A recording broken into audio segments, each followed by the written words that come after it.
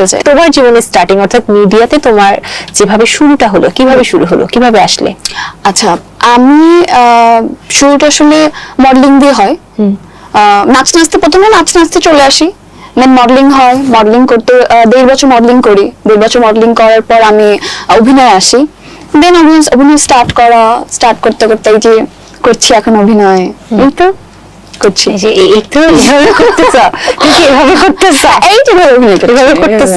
হ্যাঁ, হারে কালোচান। একদম প্রথম অফারটা কিভাবে পেয়েছো? প্রথম কাজের কথা, যেহেতু সোশ্যাল মিডিয়ার যুগ, তো আমাকে ফেসবুকে টেক্সট করা হয়। একজন ডিরেক্টর আমাকে ফেসবুকে টেক্সট করেছেন, মানে অনেকেই করেছেন, তার মধ্যে আমি যার সাথে কাজ করাটা একটু শুরু হয় আমার, তার কথা বলছি। তো সেখান থেকে আমার কাছে মনে হয় যে আমি কাজের ডিটেলস জানতে চাই, কাজের ডিটেলস আমাকে দেওয়া হয়, আমি জানলাম। দেন যখন মনে হলো যে আসলে কাজটা করা যায়, তখন কাজটা আচ্ছা, করলাম। কোন বছরের কথা বলছো? এটা 2020। সো যাক, তোমার সাথে এখন আর কথা বলবো না, তুমি যে ঝগড়া শুরু করেছো, একটা গান শোনাও। আমি একটু লিরিক দেখতে পারি? হ্যাঁ, অবশ্যই দেখতে পারো। ওকে, মানে আমি না ভুলে যাই, একটু পরে দেখতেছি তো যে আমি হয়ে যায়। তোমার রোগ আছে, তার মানে ভুলে যাওয়ার রোগ। তুমি ডাক্তার দেখাও।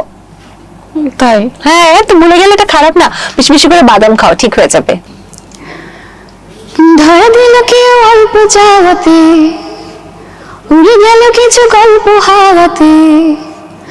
ধরা দিল কেউ অল্প চাওয়াতে, উড়ে গেল কিছু গল্প হাওয়াতে। অকারণে আমি অল্প আঘাতে হচ্ছে অভিমানী।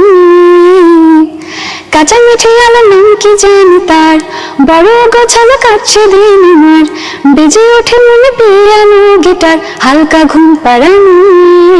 সে যে কল্পনাতে থাকছে জড়িয়ে, তার একলা রাতে আশকা রাতেও রাখছে জড়িয়ে। সাজনা লাগে না,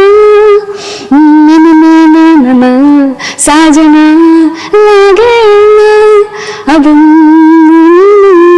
সাজনা।